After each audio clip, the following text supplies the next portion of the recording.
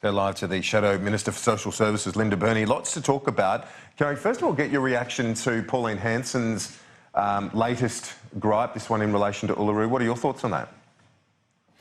Good morning, Annalise. Good morning, Kieran. I'm having difficulty hearing you. Well, Pauline Hanson has just shown her ignorance again. You wouldn't have people clambering over St Mary's Cathedral. The Uluru National Park, Katajuka, is always there and shared with the whole community.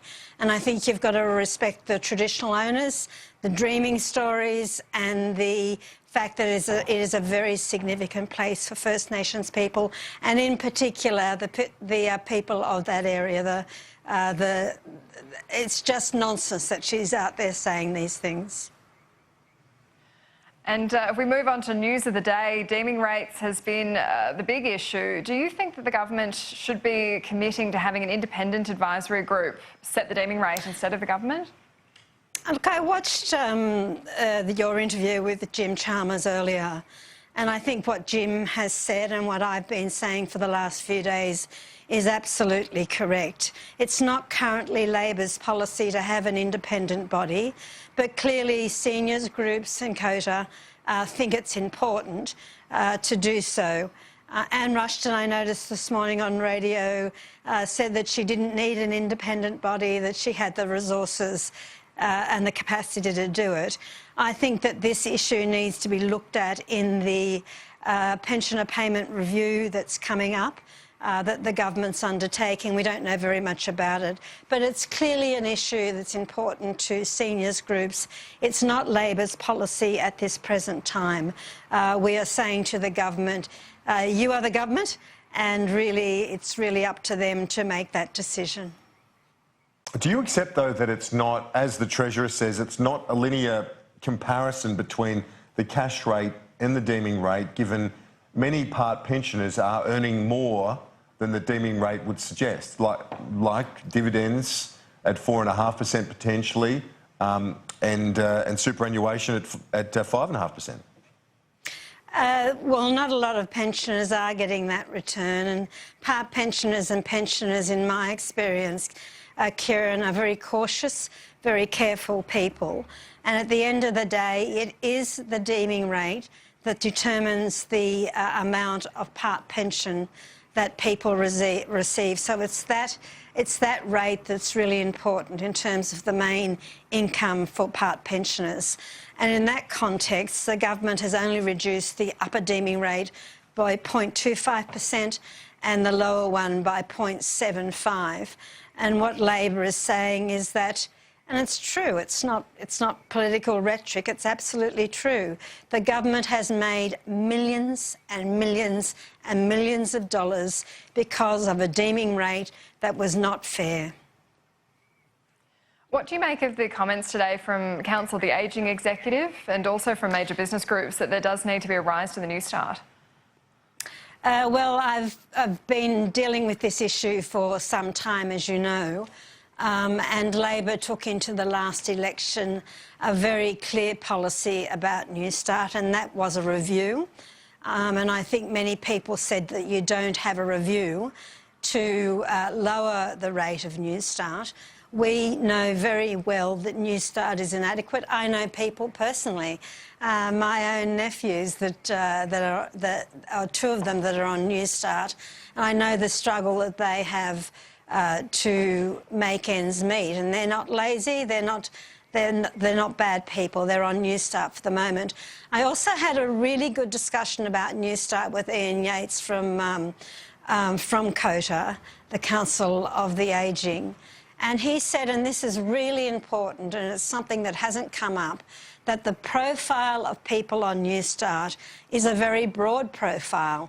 If you're 55 years old, you've been retrenched, very hard to get another job, and often it's New Start that you're relying on. So those factors are important.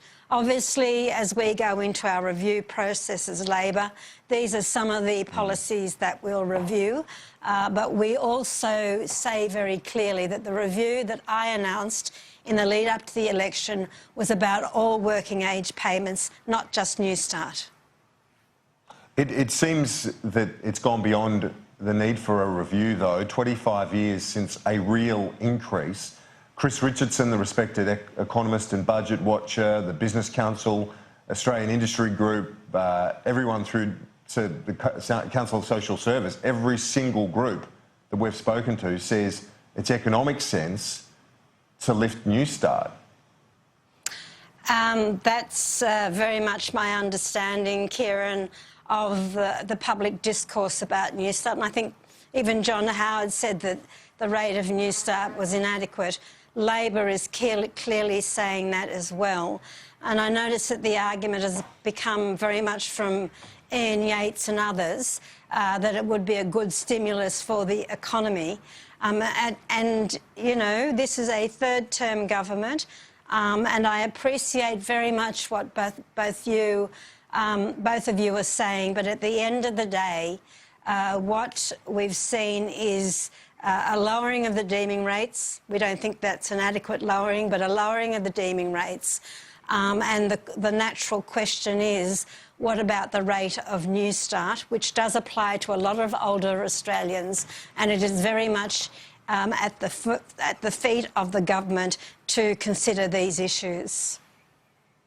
So do you agree then with the government's argument that Newstart needs to be looked at in context with the other payments that people on Newstart would be getting from the government as well, because they're using that argument to say it shouldn't be raised?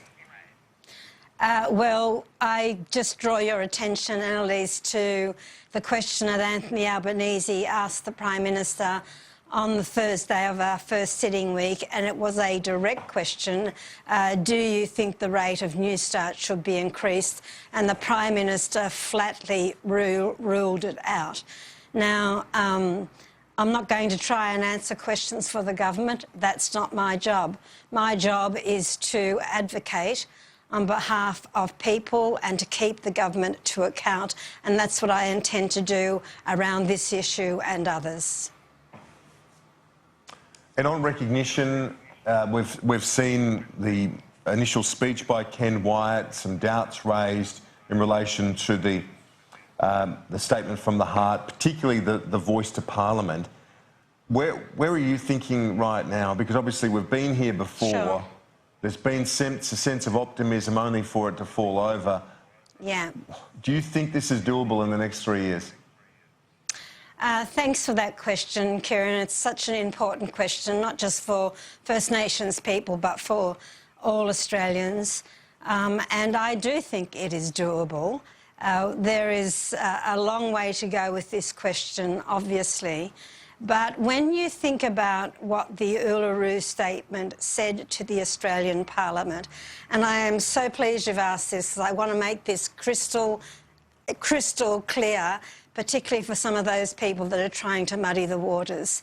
This is not a third chamber to the Parliament. This is a voice that has an advisory capacity only. It is not about a veto right, and it is up to the Parliament to make the final recommendation on what the voice should look like. That's what the Uluru Statement has asked. And I just say again that I hear what the Prime Minister said, I hear what Ken's saying, I hear what the Craig Kellys of the world are saying, but I also know what First Nations people are saying. And Labor will work with the government. We will work through with the Aboriginal and Torres Strait Islander community what the desires are. The real issue here, Kieran and Annalise, is that people want the voice to have security. And one way to do that is to entrench it into the Constitution.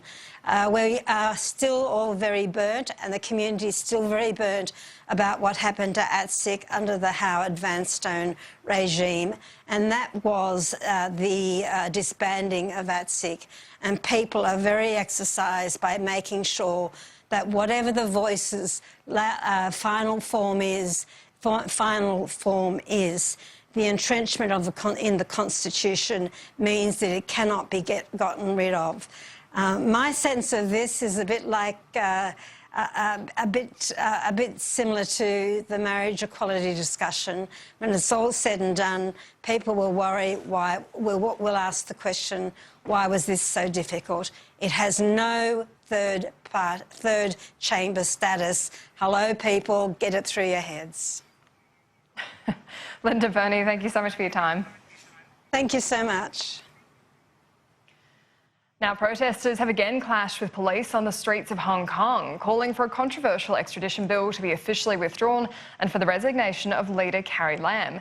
Tens of thousands have joined demonstrations near the Chinese border, which were mostly peaceful until nightfall. Police began clearing the streets with hundreds of protesters retreating inside a shopping complex, throwing umbrellas at officers as they lashed out with batons. 2 Australians have been gored in the final run of Spain's annual Pamplona festival. The bull wreaked havoc among runners when it broke free from the pack, piercing its horns through one man's leg and the other in the arm. The injury